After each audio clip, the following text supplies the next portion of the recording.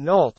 Poor, sad Mitt Romney still trying to stop Trump in the middle of the horrors unfolding throughout the world, horrors supported by Democrats and funded by Barack Obama and Joe Biden. How about some good news? Honestly, does the news get any gooder than that cuck Mitt Romney permanently limping out of public office while limply trying to stop Donald Trump? Alarmed by the dominance of Donald Trump less than 100 days before the Iowa caucuses, Senator Mitt Romney, R. Utah, urged an influential group of his one-time campaign donors to help narrow the GOP field to one viable challenger who can face off against the former president for the nomination. It gets better. Romney's mini-me was there, Paul finger on the pulse Ryan. The policy gathering, known as the E2 Summit, so named for experts and enthusiasts, was launched by Romney a decade ago, before he became a U.S. Senator, and has been helmed by Ryan since 2019.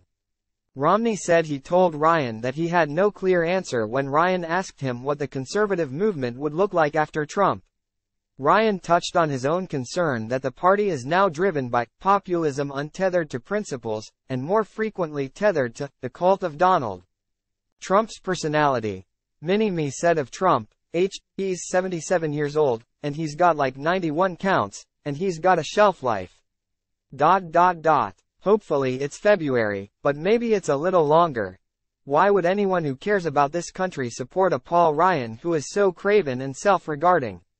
He gives credibility to the fascist Democrats filing 91 fake indictments against a political opponent. Watch, Paul Ryan. It's disaster if we nominate Trump. He could win. In a nutshell, the entire problem with the GOP establishment is laid out above. First, you have two losers bringing together experts to solve America's problems when all we want is the freedom to solve our own problems. Do you honestly believe Ryan and Romney host this annual summit because they care about us?